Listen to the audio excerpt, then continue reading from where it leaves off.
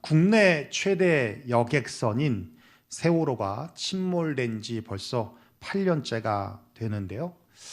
아직도 유족들은 그 아픔과 상처를 씻어내지 못하고 여전히 힘든 삶을 살고 있습니다. 재난과 같은 수준의 이 세월호 침몰 사고로 인해서 대한민국은 아주 큰 상처와 그리고 엄청난 손실을 받습니다. 당시 세월호 트라우마로 인해서 여행이 취소되고 붐벼야 할 식당엔 사람들이 절반 이상으로 줄고 골목 상권의 영세업자들에게까지 그 피해가 막대했습니다. 또 후중국형 사고로 인해서 국위가 송산될 것은 물론이거니와 이로 인해서 많은 공무원들이 옷을 벗었고 급기야는 말도 안 되는 유언비어가 난무하면서 국론이 분열되어서 대통령 탄핵의 직접적인 이유는 아니지만 트리거로 작용되어서 한쪽에서는 촛불을 들고 다른 한쪽에서는 태극기를 드는 지금의 이념적 그리고 세대적 갈등의 시발점이 됐다고 해도 과언이 아닌 그런 사건이었습니다. 진도 앞바다에서 일어난 사고가 이렇게 나비 효과가 되어 여파가 크게 나타날지 아무도 예상하지 못했습니다. 사실 사고도 사고이지만 사고 후에 선장을 비롯한 승조원들의 무책임한 행동이 국민들을 더 화나게 했습니다. 죽는 한이 있더라도 끝까지 남아 있어야 할 사람들입니다. 남아서 한 사람이라도 살려내어야 하는 사람들입니다. 그런데 살겠다고 제일 먼저 구조선을 타고 배와 승객을 버리고 탈출하는 정말 어처구니 없는 행동을 인하여서 결국 화를 키운 것이다 라는 거예요. 그래서 이건 인재죠. 만약 그들이 끝까지 남아서 골든타임이라고 하는 30분 동안 대피 명령을 내려서 구조 작업을 진두지휘했다면 그렇게 큰 참사로 이어지지는 않았을 것입니다.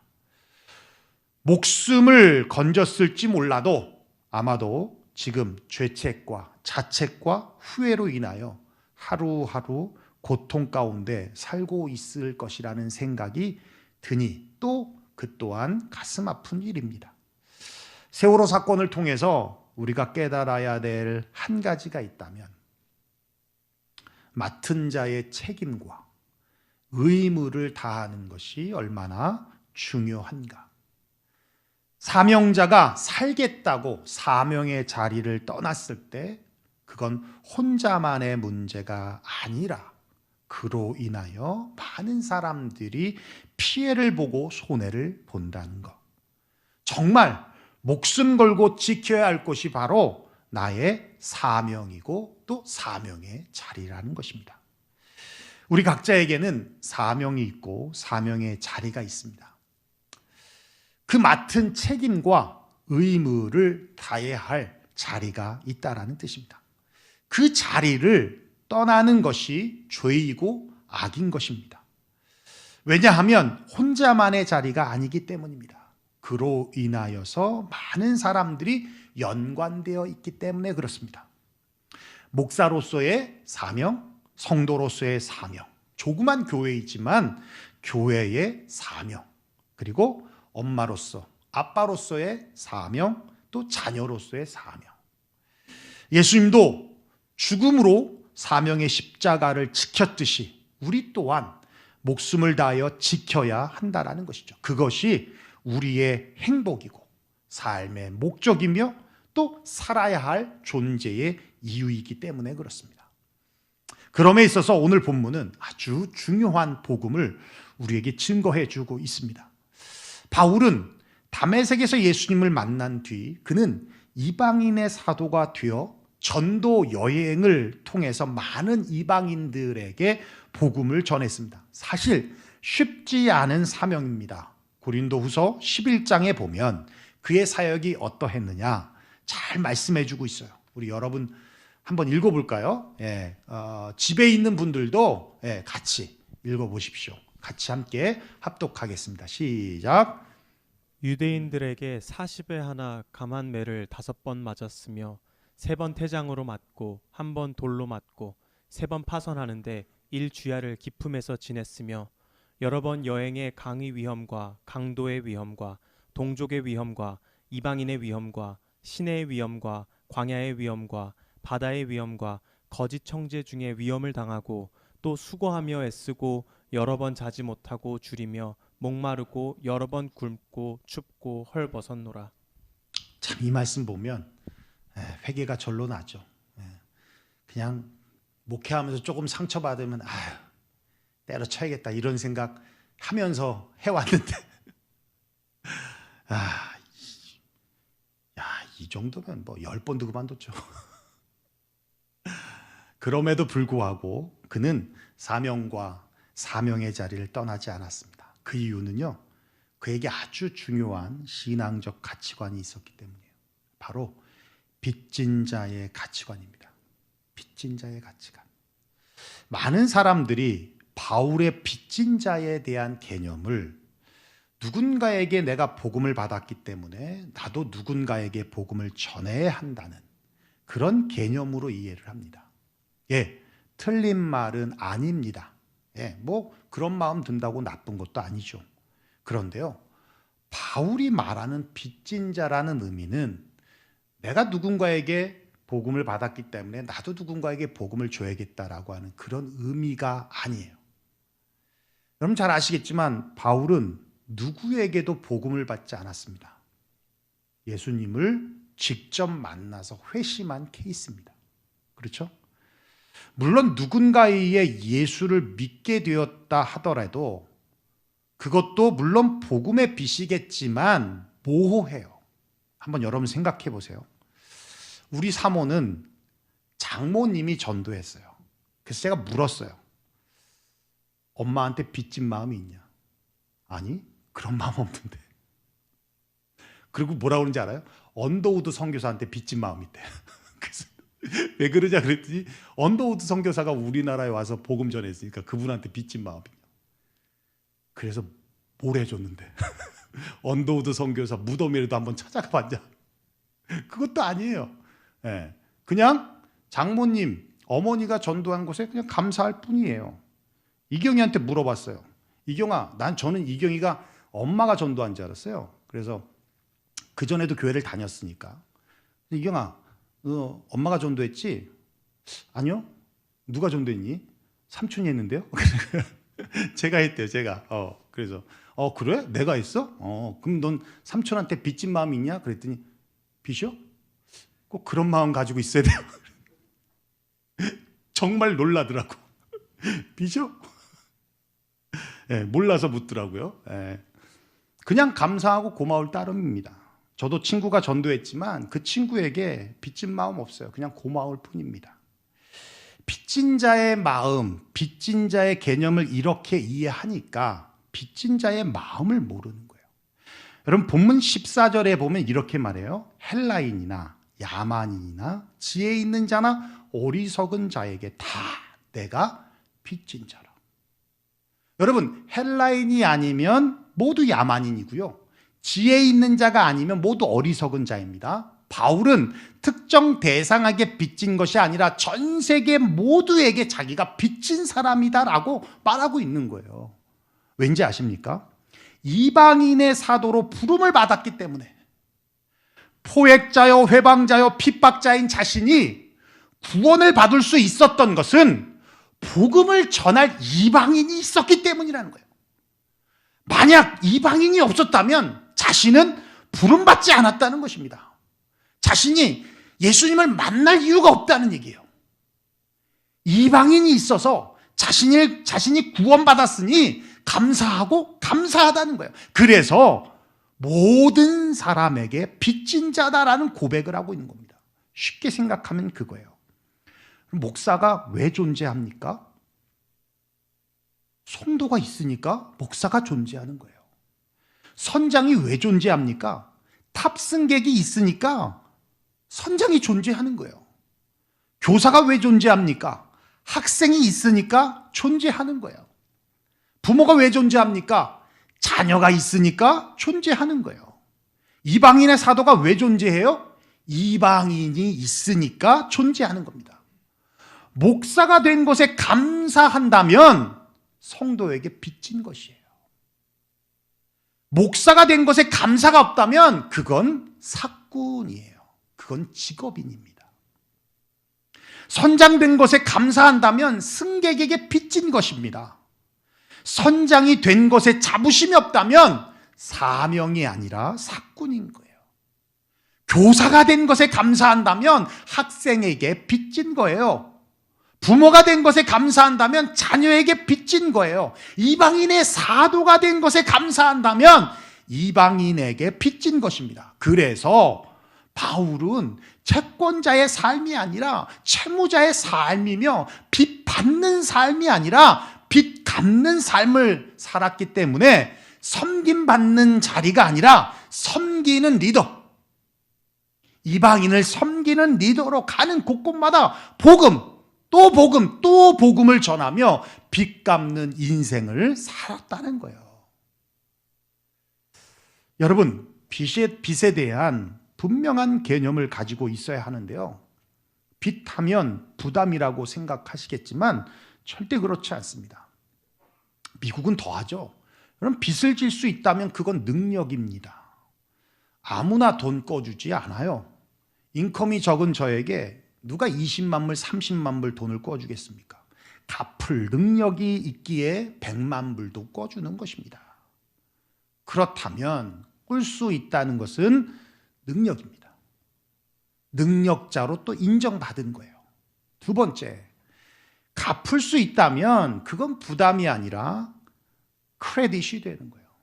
여러분, 서브프라임 모기지가 왜 일어났습니까? 빚 갚을 능력이 없는 사람이 너도 나도 노다운, 다운페이 없이 그냥 돈 빌려다가 집을 사서 빚 못 갚으니까 은행도 무너지고 투자자도 무너지고 투자회사도 무너지고 경제체제가 붕괴된 것 아닙니까? 그러니까 빚이 부담이 된다라는 거예요. 그런데 갚을 능력이 있는 사람에게는 빚은 크레딧이 됩니다.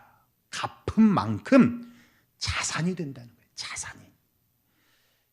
사실 매달 저축하면서 사시는 분이 얼마나 되겠습니까? 그렇죠? 그런데 자동차 모기지를 내잖아요. 리스가 아니라 내가 그 자동차를 산 거라면 60개월 할부금을 붓고 나면 그 차는 내 자산이 되는 거예요. 그죠? 내 차가 되는 겁니다. 집도 마찬가지입니다. 렌트비는 없어지지만 집을 사서 모기지를 부으면 30년 뒤에 내 집이 되는 거고 그게 은퇴 자금이 되는 거예요. 빚을 갚으면 그게 내 크레딧이 되고 내 재산이 자산이 된다는 얘기입니다. 세 번째, 그렇게 되면 어때요? 빚 갚는 즐거움이 있어요. 매달 총액이 줄어드는 것을 보면 흐뭇하죠. 정신없이 갔다가 이제 자동차 페이먼이 이제 1년 남았다 그러면 이제 얼마 안 남았네 하며 기쁨이 있죠.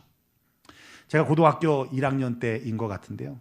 안방에서 혼자 TV를 보고 있는데 저희 어머니가 저녁 7시쯤에 그때 들어오세요 꼭. 그래서 저녁 식사 준비를 해야 하니까 가게에서 돌아오셔서 갑자기 안방에 누워서 텔레비 보고 있는 저를 부둥켜 안고는 이리 대굴대굴대굴 저리 대굴대굴대굴 하면서 뒹구른 적이 있습니다. 깜짝 놀랐습니다. 한 번도 그런 적이 없으신 분이 30년이 지난 지금도 그 기억이 생생합니다. 나중에 알고 봤더니 그날이 집 사면서 얻은 빚, 모기지도 아니에요. 빚이에요. 사채를 썼으니까. 당시에는요, 은행에서 대출 받으려면 고정 수입이 있는 회사원들이나 아니면 비즈니스 하는 사람들에게나 가능했습니다. 영세업자들이나 시장에서 장사하시는 분들에게는 어림없는 소리였어요. 그래서 전봇대에 많이 붙어 있죠. 고리대금, 고리대금 하는 그런 회사들에 대한 많이 붙어 있잖아요. 시장에서도 굉장히 많아요. 그런 분들한테 연시 프로 이자를 돈을 빌려서 매일 일수를 찍죠. 그래서 일수 가방 들고 다니면서 도장 찍어주는 분들이 있어요. 돈 2만 원, 3만 원씩 이렇게. 그래서 많이 벌으면 5만 원도 5만 원도 이렇게 주고 그러면서 이렇게 매일같이 매일이에요. 매일. 그러니까 하루도 쉬는 날이 있을 수가 없어요. 매일 일수를 찍어요. 얼마나 힘들었겠어요. 그렇죠? 10%의 이자를 낸다는 게 참. 그렇게 몇 년을 해서 다 갚은 날이었습니다. 진짜 내 집 되는 날이었죠. 그때 안 먹던 갈비를 먹었습니다. 외식이라는 건 아예 없어요. 외식이라는 건 아예 없고요. 과정은 힘들었지만 빚 갚는 즐거움이 있었다라는 거예요. 여러분, 바울을 누가 부르셨습니까? 바로 하나님입니다. 하나님은 바울을 빚진 자로 부르셨어요. 바울뿐만 아니라 우리 또한 하나님은 빚진 자로 부르셨습니다. 그 의미는 우리에게 빚 갚을 능력을 주셨다는 것입니다. 한 영혼이 천하보다 귀하다고 했는데 그렇다면 우리에게는 천하보다 더한 능력을 우리에게 주신 것입니다. 뿐만 아니라 또 그 빚을 갚으면 갚을수록 우리에게 축복이 된다는 거예요. 더 나아가 빚 갚는 기쁨과 즐거움을 주시기 위해서 주님은 우리를 복음의 빚진 자로 부르셨다라는 사실입니다. 지금은 못하고 있어서 아쉽지만 우리가 매주 영토별로 돌아가면서 마트로 전도 나갔던 거 여러분 기억나시죠? 벌써 까마득한 일이네요. 우리 중고등부, 우리 청년들도 참 열심히 같이 전도했는데 물론 전도용 휴지를 나눠주는 것이지만 예수님 믿으라고 그렇게 복음을 전했는데 한 번은 전도하고 오는데 차에서 한 청년이 저한테 그러더라고요. 목사님, 참 보람이 있습니다. 후련합니다. 기쁩니다. 그 말을 하는데 얼마나 감사한지. 여러분, 이게 빚 갚는 기쁨입니다. 참 재미있게 했던 것 같아요. 샌드위치 사역. 사실 힘듭니다. 그런데 참 보람있게 했어요. 즐겁게 했습니다.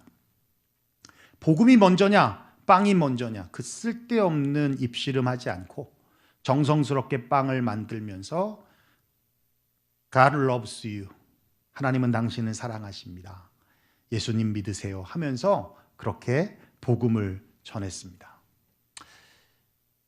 이 설교 준비하면서 은혁 형제가 기억이 나더라고요. 기억날 거야. 노숙자 할머니한테 Would you like a sandwich라고 했더니 You eat it! You eat it! 너나 천국이란 얘기죠. 그런 욕도 먹으면서 상처받지 않았습니다. 오히려 예수님께서 우리에게 말씀하셨던 것처럼 나로 말미암아 너를 욕하고 박해하고 거짓으로 너를 거슬려 모든 악한 말을 할 때에는 너희에게 복이 있나니 기뻐하고 즐거워하라, 하늘에서 너의 상이 큼이라. 하늘의 상을 바라보며 즐거워했습니다. 우리 은혁 형제만이 아니라 우리 모두 그런 욕은 다반사로 먹었습니다. 몸은 피곤하지만 마치면 보람도 있었고 마치 보람에 중독된 것처럼 2, 3년간을 쉼없이 했습니다. 이게 복음의 빚진 자의 모습입니다. 벌써 2년째 나바울을 못 갔네요. 자신들이 가진 은사를 따라서 미용, 네일, 집수리, 통증 치료, 사진 사역, 기본적인 진료들, 아이들과 함께 놀아주기도 하고 참 일주일이지만 몸이 피곤하리만큼 열심히 봉사했습니다. 몸은 피곤해도 즐거웠던 인디안 선교였고 제가 또 황성교사님하고 가끔 연락하지만 또 조만간 또 찾아뵈려 하지만 이게 복음의 빚진 자의 모습이다라는 거예요. 왜 어찌 나바오에 가서만 할 수 있겠습니까? 여기서도 할 수 있는 일이죠. 그죠? 그래서 우리 교회에서도 한 달에 한 번씩 이렇게 봉사활동들을 열어서 주변의 지인들을 모시고 필요한 봉사들을 섬길 수 있는 그런 장들도 이제 앞으로 좀 마련하려고 계획하고 있습니다.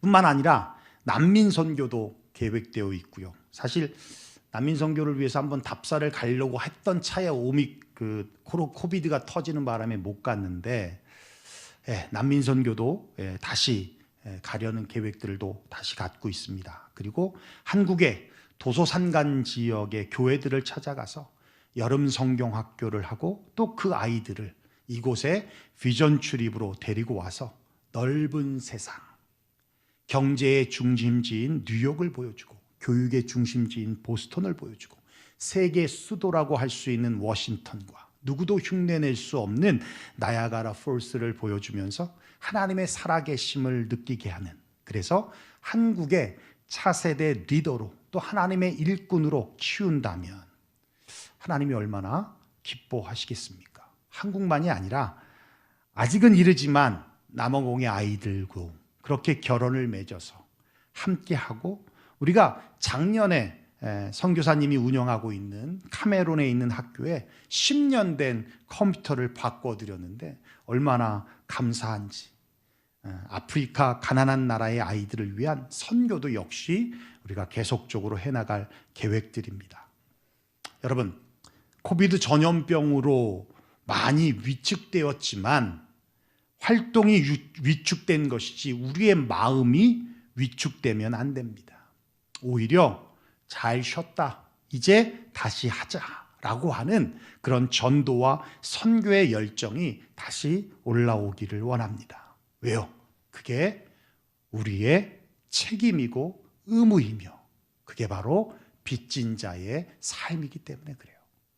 새는 공중에 날 때, 물고기는 물에 있을 때, 나무는 땅에 심기어져 있을 때 가장 자유롭고 가장 행복하듯이 성도는 복음을 전하고 섬기고 봉사하고 그럴 때가 가장 성도답고 가장 행복하고 가장 보람되기 때문에 그렇습니다.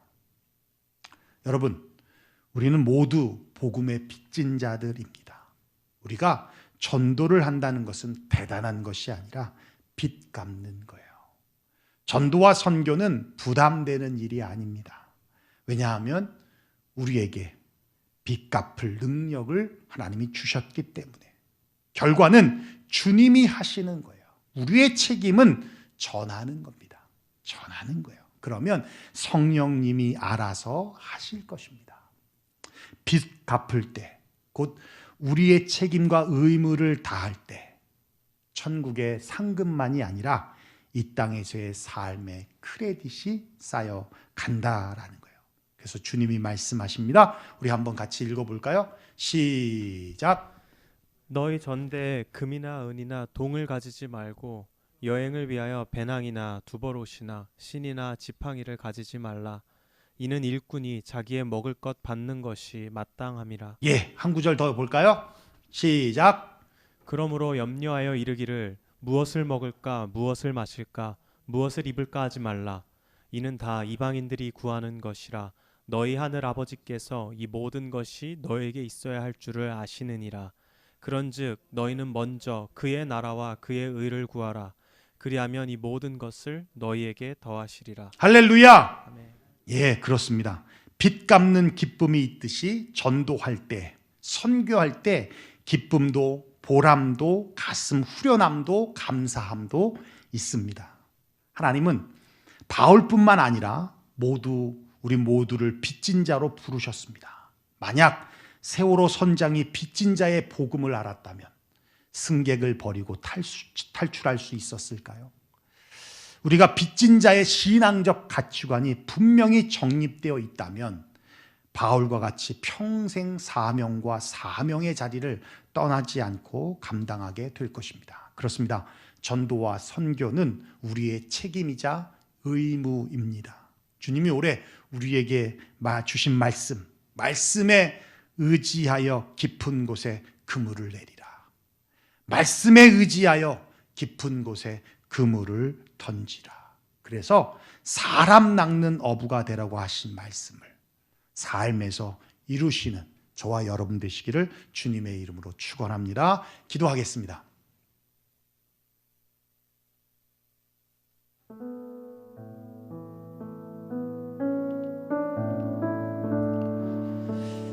오늘 말씀드린 대로 우리 함께 기도했으면 좋겠습니다. 여러분, 여러분이 전도하고자 계시는 분들이 있을 줄로 알아요. 없으면 안 됩니다. 내가 전도하고 싶은 분들이 분명히 있어야 합니다. 그렇다면 그 사람을 여러분의 생각에 그리고 여러분의 마음에 한번 그려보십시오. 써보십시오. 그리고 그를 위하여 날마다 기도하시고 또 기회가 되어질 때마다 찾아가서 만나서 때를 얻든 못 얻든 예수님에 대한 이야기를 전해보십시오. 우리가 하는 것이 아닙니다. 내가 하는 것이 아닙니다. 하나님이 하실 거예요. 하나님이 역사하실 것입니다. 저도 전도를 많이 했지만 제 생각에 이 사람은 안 될 것 같아 라고 했던 사람들 보면 그런 분들이 더 빨리 교회에 나와 복음을 듣고 변화되는 것을 보았습니다. 그렇습니다. 여러분도 그런 경험이 있으실 것입니다.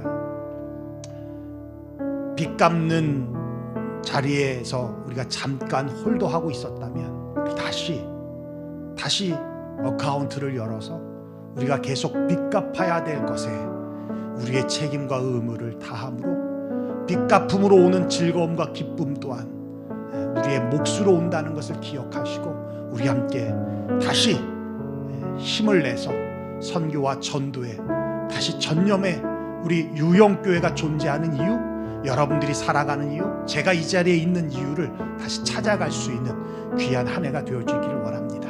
우리 말씀 들은 대로 또 여러분 안에 새겨진 그 이름을 따라서 중보하며 기도하며 나아갔으면 좋겠습니다. 함께 기도하겠습니다. 고마우신 우리 아버지 하나님, 감사와 영광을 하나님 앞에 올려드립니다.